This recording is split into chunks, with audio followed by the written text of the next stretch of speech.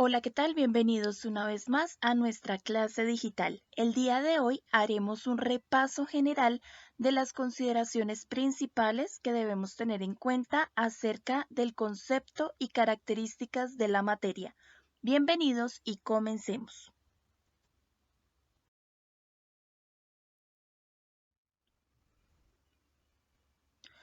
Lo primero que tenemos que tener en cuenta para abordar nuestro tema es que la materia ha sido definida como todo aquello que nos rodea y ocupa un lugar en el espacio, es decir, que todo lo que hay a nuestro alrededor es materia. Otra consideración importante es que la materia está conformada a su vez por unas partículas microscópicas conocidas como átomos y que estos átomos a su vez van a estar compuestos por tres partículas aún más pequeñas conocidas como protones, electrones y neutrones. Cada una de estas partículas que integran al átomo tiene unas cargas y una ubicación específica dentro de esta estructura. En un cuarto momento, tenemos que considerar que la materia tiene unas propiedades o características que nos van a facilitar diferenciarla entre una sustancia y otra, y a estas propiedades las vamos a clasificar en dos grandes grupos.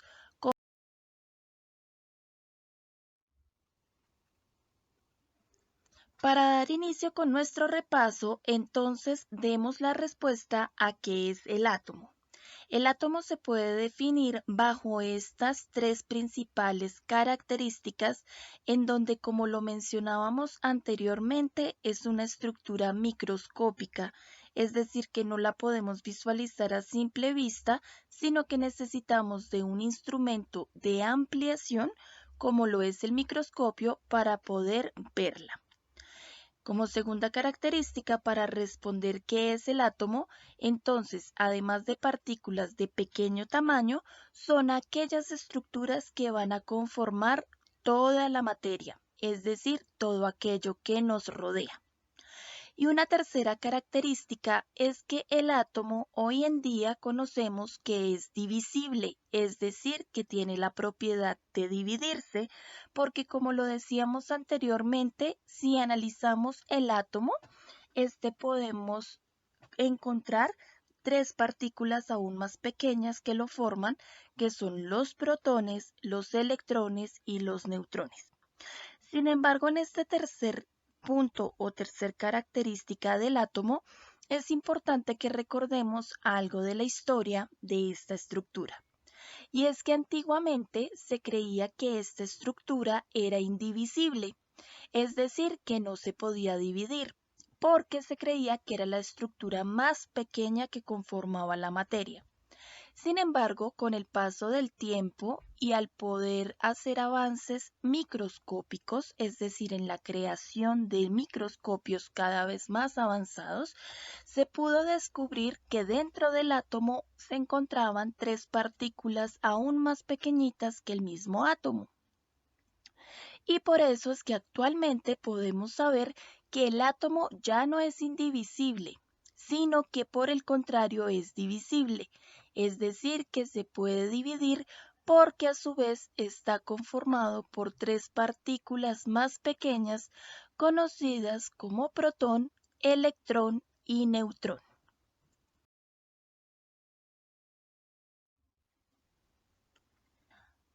Entonces, ¿qué compone al átomo? Ya vimos que son tres partículas muy pequeñitas, pero vamos a dar una característica de cada una de ellas.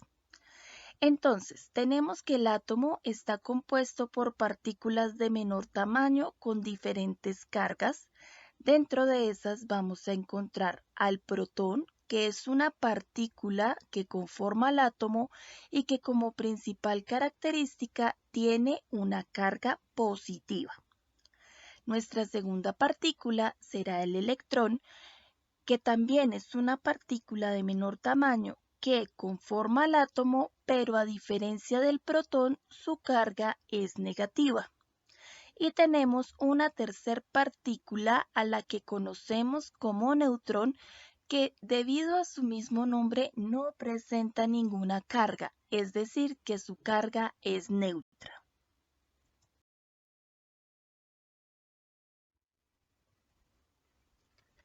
A pesar de que el átomo es una estructura muy pequeña, tenemos que saber que tiene dos regiones o dos zonas principales. Vamos a tener esta región que encontramos aquí en el centro, a la cual vamos a denominar núcleo. Y vamos a tener una región externa que forma unos pequeños aros, como lo vemos aquí en la imagen, a la que llamamos orbitales.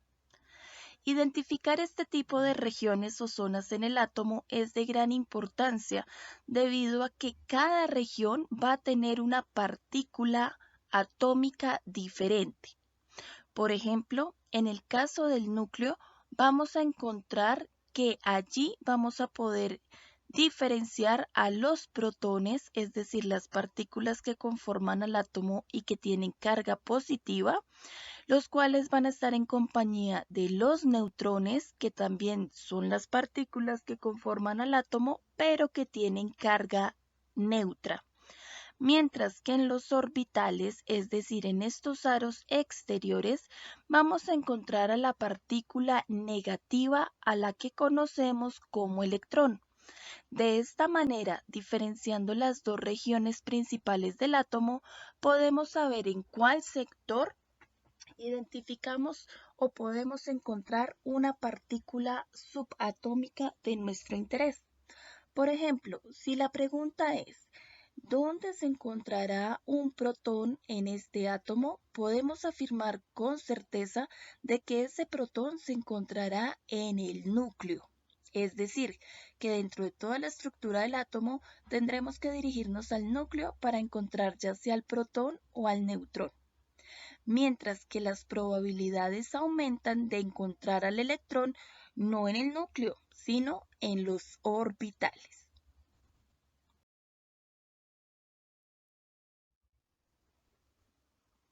Teniendo en cuenta las características principales del átomo en cuanto a su definición como una partícula de pequeño tamaño microscópica que conforma la materia y que es divisible, es decir, que se puede dividir porque está conformada a su vez por partículas aún más pequeñas, conocidas como protón con carga positiva, neutrón con carga neutra y electrón con carga negativa. Vamos ahora a estudiar esas características principales que va a tener la materia sin tener en cuenta la sustancia de la cual estemos hablando. Entonces, iniciamos. Es importante tener en cuenta que a las características de la materia se le conocen también con el nombre de propiedades y que vamos a encontrar en nuestra materia dos tipos principales de propiedades a las que vamos a conocer como propiedades generales, que son aquellas que se encuentran en todo tipo de material sin importar el tipo de sustancia que estemos utilizando, y vamos a tener las propiedades específicas que son más concretas, que sí nos van a permitir diferenciar el tipo de sustancia de estudio. Dentro de las propiedades específicas o más concretas vamos a encontrar a las propiedades físicas y químicas de la materia.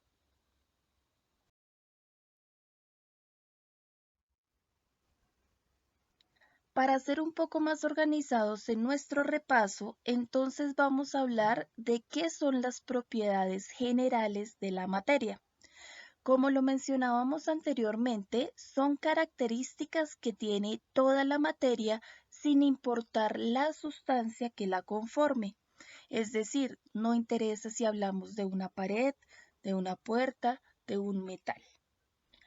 A estas propiedades generales también es importante que recordemos que se les conocen con un segundo nombre, que son propiedades extrínsecas. Y la principal característica de estas propiedades generales o extrínsecas es que no nos ayudan a diferenciar los diferentes tipos de materia, debido a que, como lo hemos estado viendo, están en toda la materia sin importar el material que componga un objeto.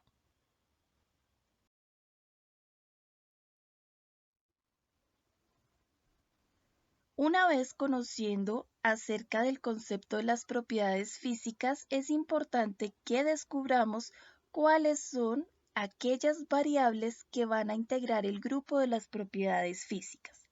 Así que vamos a tener a la masa, al volumen, al peso, la inercia, la impenetrabilidad y la porosidad. Esto significa que todo material que nos rodea va a tener principalmente estas 6 variables.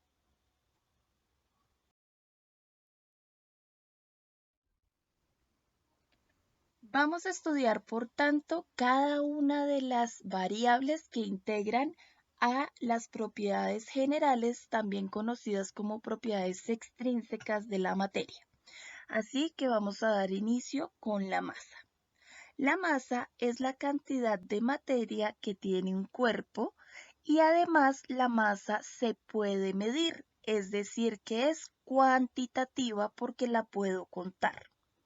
Es importante que tengamos en cuenta que para establecer la masa de un objeto o para poder medirla, tenemos unas unidades de medida de masa características que corresponden principalmente a los gramos, los kilogramos, las libras y las onzas. Nuestra segunda propiedad extrínseca o general es el volumen, y el volumen se define como el espacio que ocupa un cuerpo.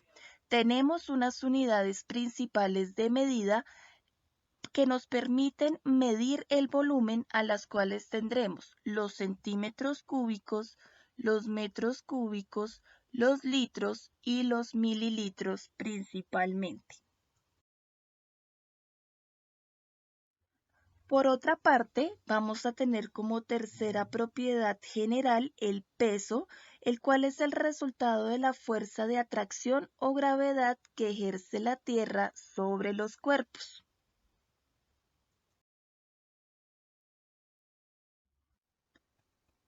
Nuestra siguiente propiedad es conocida como la inercia, y es la capacidad o la tendencia que tiene un cuerpo a permanecer en estado de movimiento o de reposo mientras no exista una fuente que lo modifique.